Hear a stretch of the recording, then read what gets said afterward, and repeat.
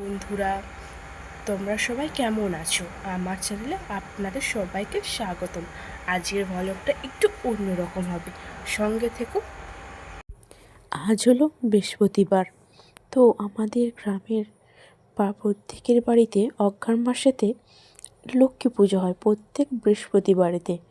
তো আমাদের ঠাকুরমশাই সকাল সকাল চলে আসবে, তার জন্য আমাদের লক্ষ্মী পুজো মানে ছোটো করে একটা আলপনা করতেই হবে ঠাকুরের যেখানে বসানো হবে তা ওটা সেখানেতে।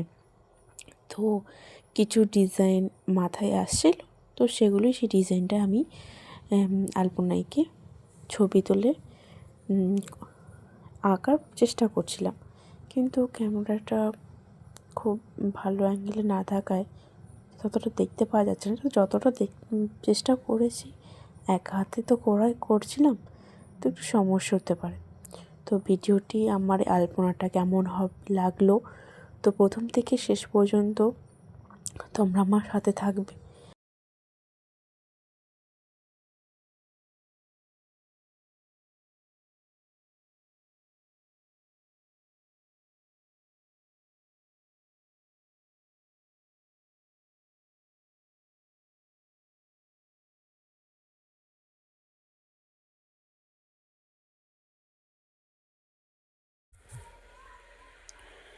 তো চলুন প্রথমে জেনে নিই আলপনা আসলে কি। আলপনা শব্দটি এসেছে সংস্কৃতি আলিপন থেকে, যার অর্থ লেপন দেওয়া। প্রাচীনকাল থেকে বিভিন্ন অনুষ্ঠানে মাঙ্গলিক প্রতীক হিসাবে এই আলপনা আঁকা হয়। এর মূল উপাদান সাধারণত চালের গুঁড়ো বা আটার জলে গুলে তৈরি করা স্বাদের গোলা, তবে আজকাল নানান রঙের ব্যবহারও দেখতে পাওয়া যায়। কিন্তু কেন আঁকা হয় আলপনা? এর পেছনে অনেক কারণ রয়েছে। ঐতিহ্যগতভাবে আলপনাকে সমৃদ্ধি, উর্বরতা এবং শুভ শক্তির প্রতীক হিসেবে দেখা হয়। বিশ্বাস করা হয় আলপনা আঁকলে ঘরে লক্ষ্মী আসে, অশুভ শক্তি দূর হয়। আর আর এর আরেকটা বড় কারণ হলো সৌন্দর্য বৃদ্ধি।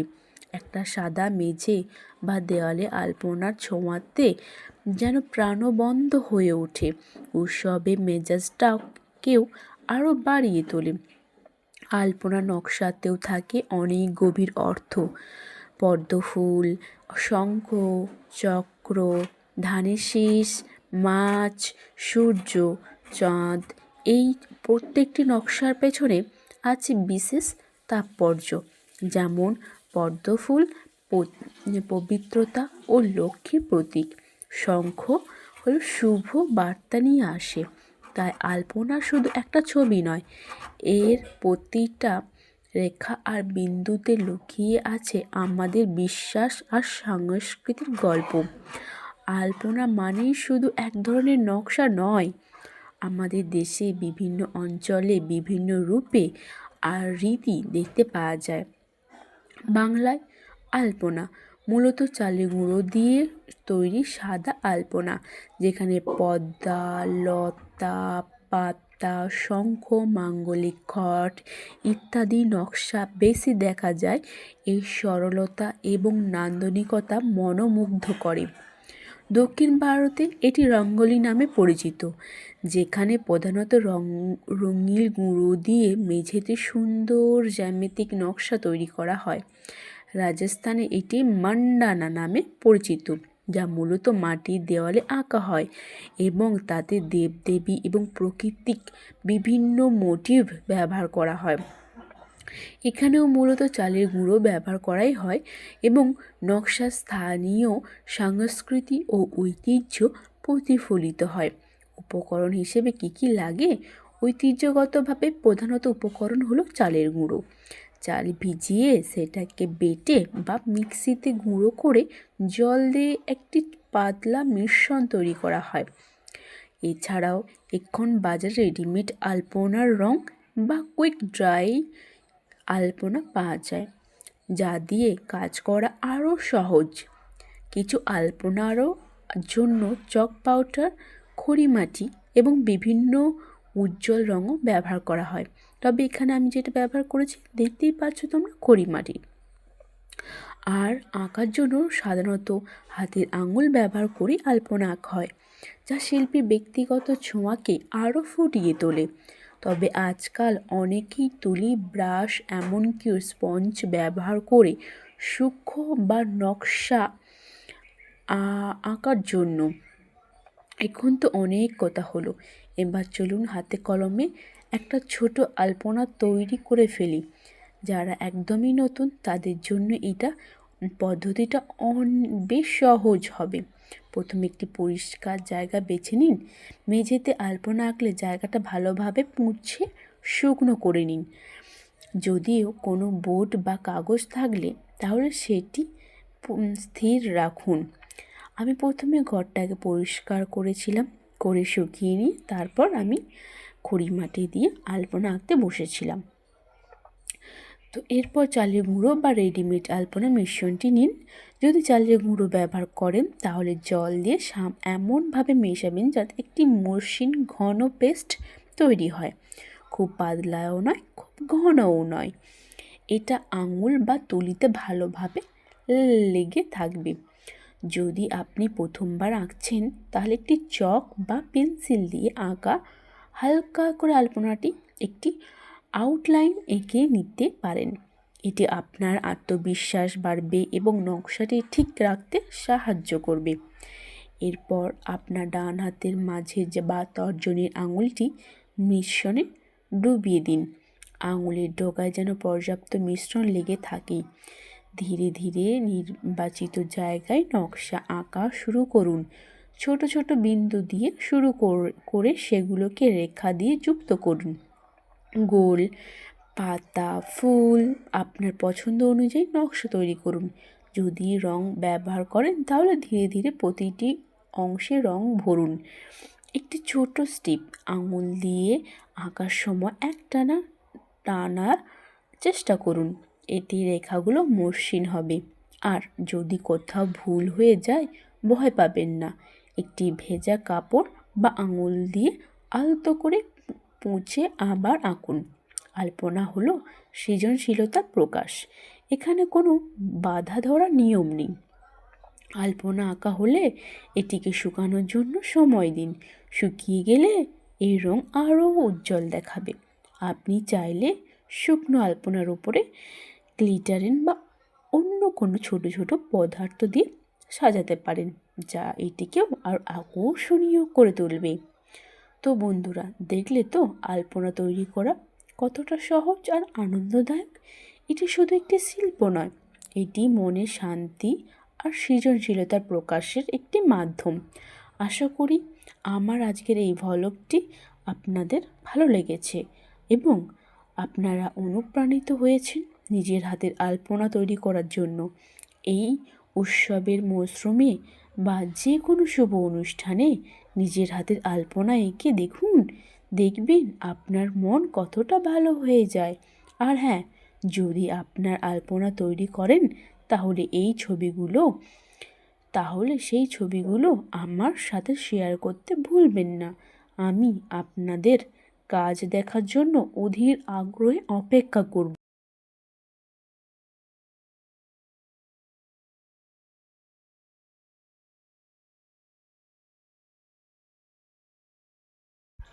আমাদের যে আলপনাটা আঁকছি ওইটা আমাদের ঠাকুর ঘরে বা বাড়ির উঠানে, তারপর আমাদের যেখানে ঠাকুর বসবে সেখানে এই সুন্দর করে আলপনা আমাদের করতে হয়।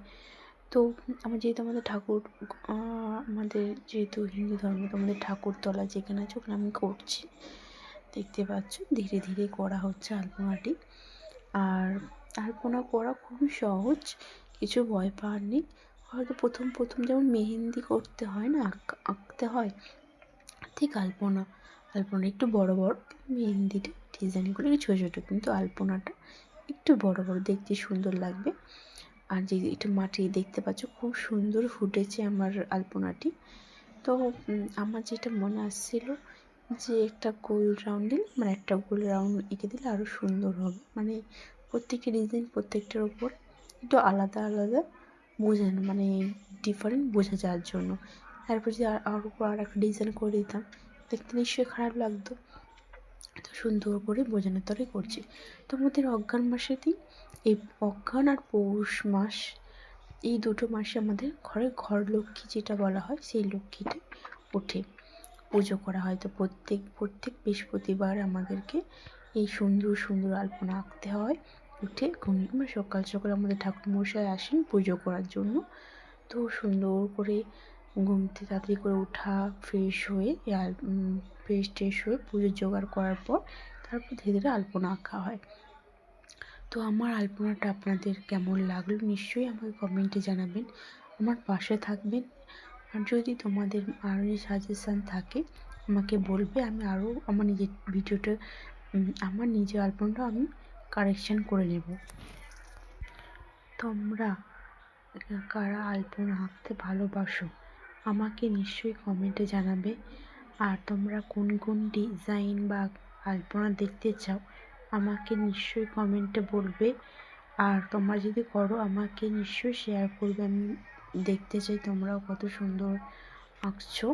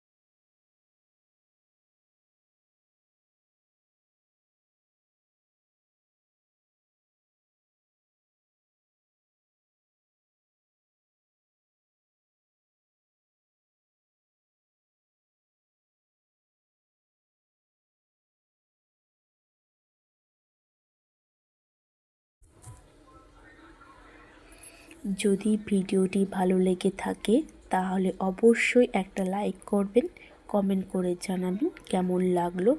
আর আমার চ্যানেলটিকে সাবস্ক্রাইব করতে একদম ভুলবেন না। পাশে থাকা বেল আইকনটিও প্রেস করে দেবেন যাতে আমার কোনো ভিডিও মিস না হয়। সবাই ভালো থাকবেন, সুস্থ থাকবেন আর হাসি মুখে থাকবেন। দেখা হবে পরের ভ্লগে। টাটা।